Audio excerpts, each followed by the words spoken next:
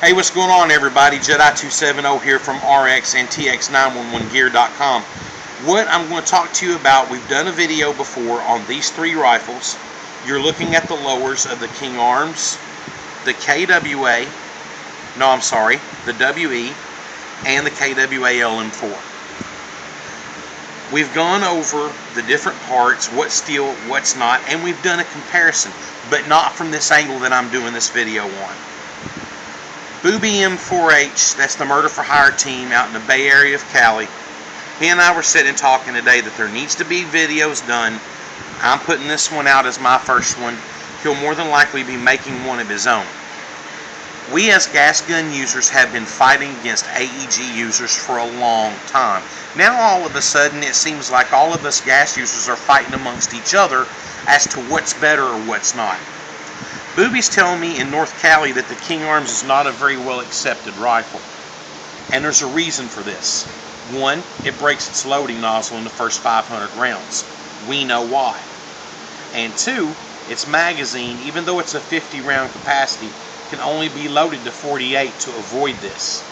Okay, we're working now, he and I, between the two of us, to figure out how that can be modded to be changed. Okay, it may not be able to be changed. It may be something that you have to cross-reference parts from one gun in the Western Arms system to another, mod them a little bit because they're all different to a certain degree. It may just be a very tiny amount, okay? But that's what we call tuning. When you take your Dremel, you take a little hair off of here, put it in to get it all to work flawlessly like a clock, because they use one set type of metal and one set type of part, one set footprint, one size, one shape, and it's supposed to be good for 4 or 5 different rifles. Well, it's just not true when you take in the design process of those 4 or 5 different rifles.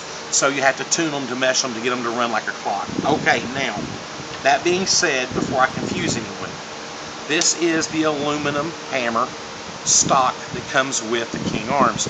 On the top you have a steel pin and you have a steel roller bearing. What I like about this is that they've included a flathead screw for that pin, which makes it easier to tighten it down. So you don't have to do my little trick of sanding it down and JB welding it into place, because this thing does loosen. And if you don't, after a game, come back and check these items to make sure everything's tight and all the little screws haven't backed out and the gun fails on you, it is not the gun's fault. It's not the manufacturer's fault, it's the user's fault. There's a reason why they call these professional grade guns, because you have to treat them like a real rifle. If you don't, it's a recipe for disaster. So right here you have a sear that's modeled after the Western Arms. Inside, down here, you'll see a sear that's steel. That's made by SHS. And here on the top, this sear is probably about maybe a centimeter wider and beefier than the stock one, and of a stronger material. It's built to last. Down here it's the same width, but you have to shave off just a little bit, sand it down, because it's almost too tight and you won't get that springy action. I don't know if you can see that or not, okay? You have to have that springy action, which is activated by the trigger and locks down here on the hammer. This is a Western Arms base. Now notice that the replacement SHS hammer is the same width, but look at the difference between the roller bearings. Okay, the wider the base of the roller bearing, this right here is the exact width of the bottom of the bolt carrier group that it comes into contact with. Gives you more ground making contact, a smoother action. Okay, now this is your bolt stop. And almost all Western Arms, whether it's GMP, WA, King Arms, makes no difference. 5KU, Prime, they're all the same shape, different materials. They may be just a little bit thicker or thinner, but that's where you tune. It's hard to find a solid steel firing block.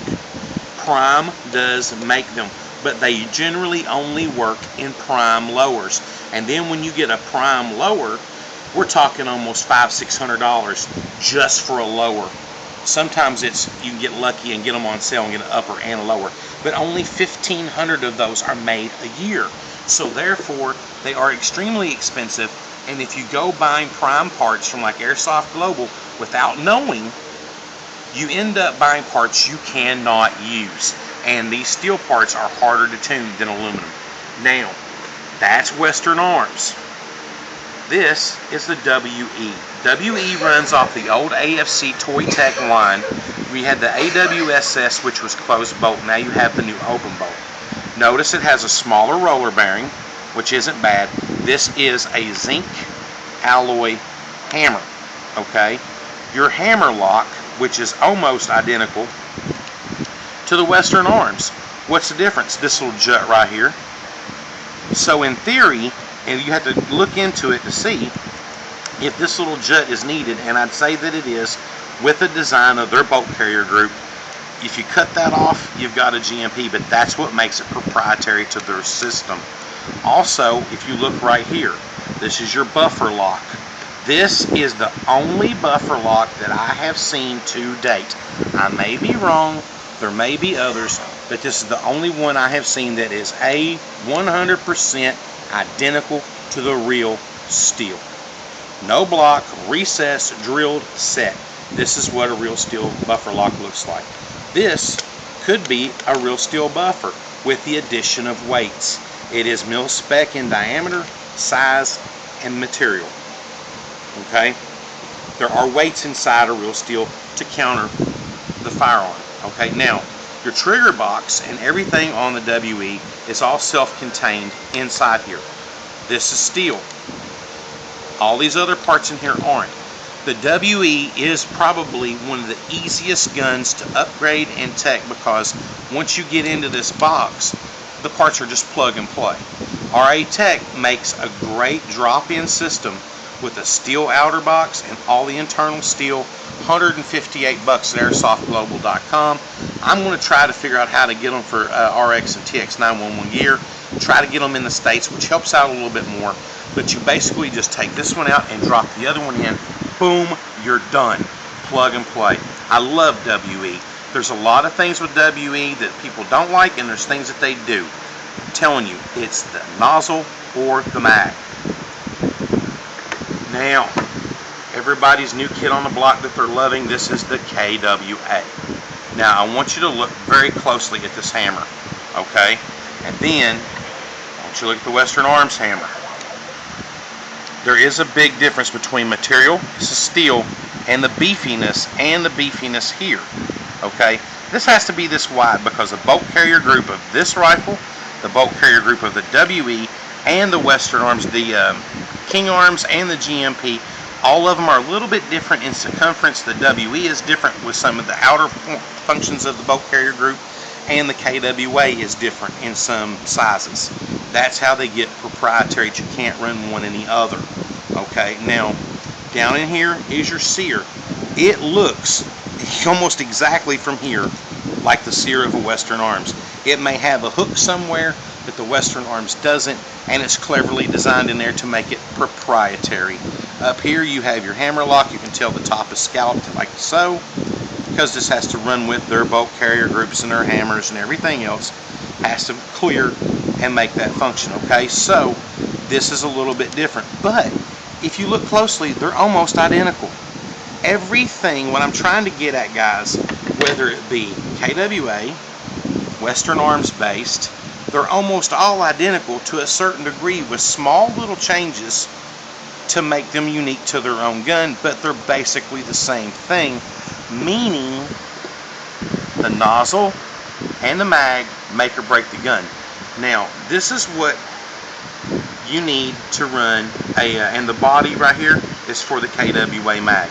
No other mag will insert here, which makes it proprietary. Alright, now with this rifle setup in the Western Arms, I'm going to come right out and tell you, in my honest opinion, this is one of the best bodies ever devised for a Western Arms rifle. One of the best in this price range.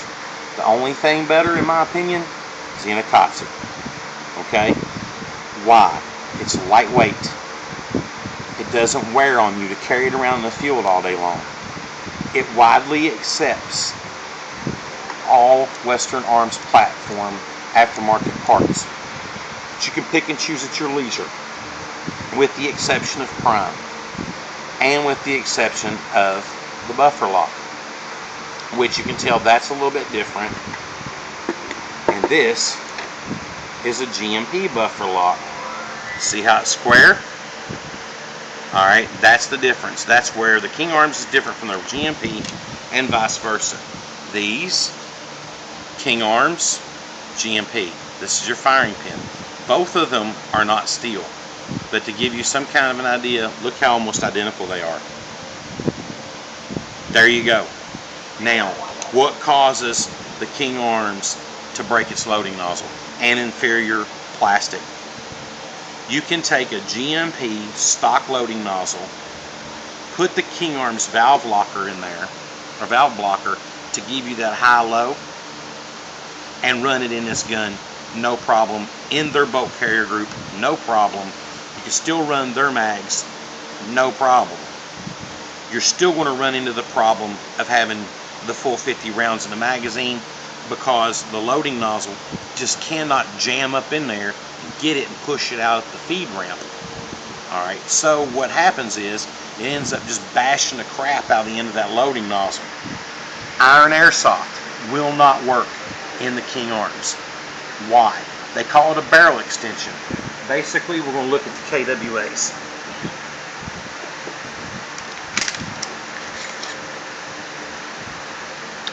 Alright, get down in there, Pyro. See right here? This is the hop-up adjustment. In the King Arms, this is all rubber right in here. This is your loading nozzle. GMP calls that a barrel extension because it hooks onto your inner barrel and your hop-up. It is more shallow, I'm trying to look for the right word, than the GMP on the King Arms.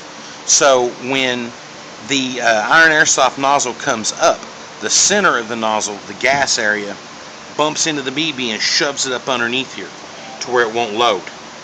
But you put it in the GMP, it works just fine. You still have to mod it down a little bit, a couple millimeters off with a Dremel, but it works fine in GMP.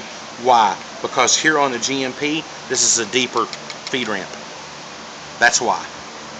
So don't even bother paying the $50 for the iron airsoft nozzle for the King Arms. It will not work. So I suggest you either A, take the front barrel off and put a GMP feed ramp on there, then it'll work in the King Arms. But you're going to have to change that feed ramp in order for that to work in the King Arms.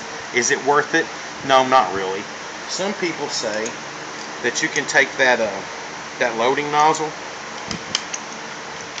on the King Arms, drill a small pilot hole and put a nail head in there, that'll work. Yeah, that'll reinforce it, but that's a lot of work too.